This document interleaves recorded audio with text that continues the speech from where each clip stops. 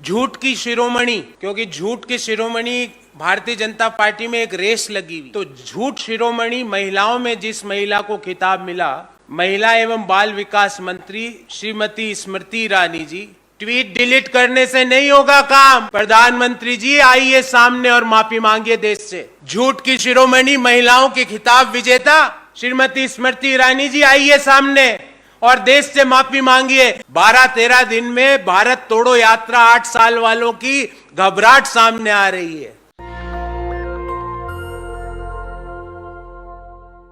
जाकी रहे भावना जैसी, प्रभु मूरत देखी तिन तैसी। और रामचरितमानस में जो भारतीय जनता पार्टी का माइंडसेट है, गोस्वामी तुलसीदास जी ने उस समय ही सोच लिया था कि जिसकी जैसी भावना होती है, प्रभु की सूरत उसको वैसी ही दिखती है। और ये भारत जोड़ो यात्रा में भारतीय जनता पार्टी इस चौपाई के अक्षरश अनुरूप काम कर रही है। आप क्रोनोलॉजी समझिए। कंटेनर, कपड़े, कपट, ये क्रोनोलॉजी बढ़ती जा रही है। झूठ। साथियों, 8 साल में अर्थव्यवस्था का क्या किया वो कई बार मैंने बात की, पर आज भारत जोड़ो यात्रा में मिल रहे स्नेह व प्रेम से घबराकर भारत तोड़ने की विचारधारा वाले लोग सत्य को मोड़ने का प्रयास कर रहे हैं। और मैं आपके सामने क्रोनोलॉजी ऑफ इवेंट्स लेके आया हूं। देश के गृह मंत्री को बड़ा अच्छा लगेगा आज मेरी भाषा सुन के, क्योंकि उनके कुछ शब्दों का मैं प्रयोग करूंगा। झूठ की शिरोमणि, क्योंकि झूठ की शिरोमणि भारतीय जनता पार्टी में एक रेस लगी हुई है। तो झूठ शिरोमणि महिलाओं में जिस महिला को खिताब मिला, महिला एवं बाल विकास मंत्री श्रीमती स्मृति ईरानी जी, उन्होंने कहा साहब विवेकानंद जी की स्टैच्यू पे जाके राहुल गांधी जी ने आशीर्वाद ही नहीं लिया, कन्याकुमारी से यात्रा शुरू करी। आप सब लोगों ने उस झूठ शिरोमणि को रंगे हाथों पकड़ा, पर झूठ शिरोमणि ने देश से माफी नहीं मांगी। ये नहीं कहा कि ये मेरे से गलती हुई, मुझे माफ करना। फिर झूठ शिरोमणि बालक, ये नई कैटेगरी है। महिलाओं में झूठ शिरोमणि है, पर बालकों में एक नया झूठ शिरोमणि है। आईटी सेल के चीफ कहते हैं कि राहुल गांधी जी वहां पर प्रेस से नहीं मिलते, पब्लिक मीटिंग नहीं करते।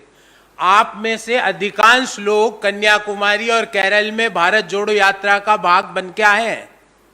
आपने देखा वो हर दूसरे तीसरे दिन प्रेस वार्ता करते हैं और पब्लिकली जो मिलना चाहे उससे मिलते हैं, उनके सवालों का जवाब देते हैं।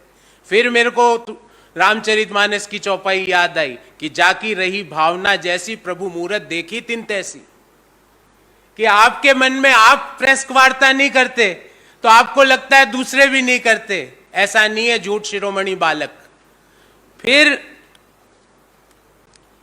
देश में हमारे कल्चर पे एक बड़ा आघात कल किया गया, हमारे रिश्तों पे बड़ा आघात किया गया। ये राहुल गांधी जी या उनके व्यक्तिगत बात नहीं, ये भारतीय जनता पार्टी की विचारधारा को एक इंगित करता हुआ तमिलनाडु के आईटी सेल के प्रमुख का एक ट्वीट आया।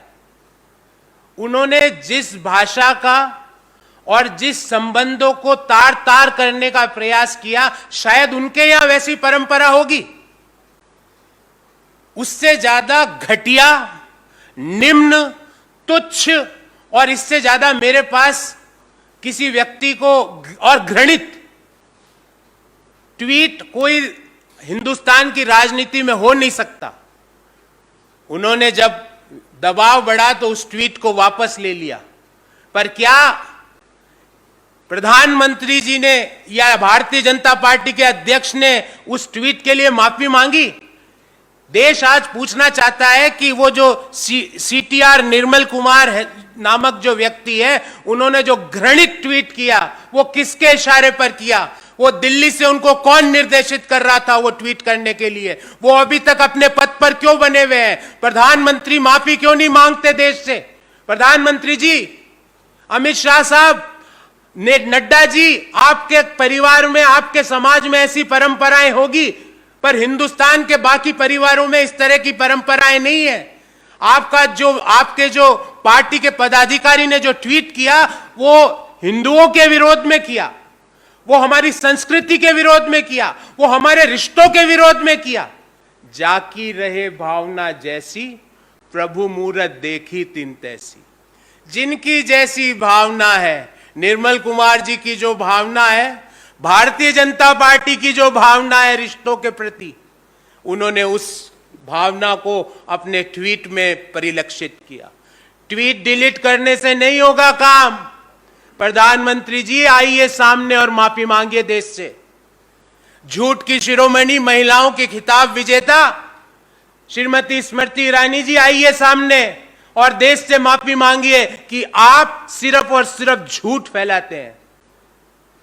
जो झूठ शिरोमणि बालक कैटेगरी में जो विजेता है, उनके आईटी सेल के देश के प्रमुख, आइए सामने देश के, और आप सब लोगों से अनुरोध है कि इस झूठ शिरोमणि को दिखाइए कि कन्याकुमारी में कितनी प्रेस कॉन्फ्रेंसेज हुई, केरल के रास्ते में कितनी प्रेस वार्ताएं हुई, कितनी पब्लिक मीटिंग हुई, उनको बताइए।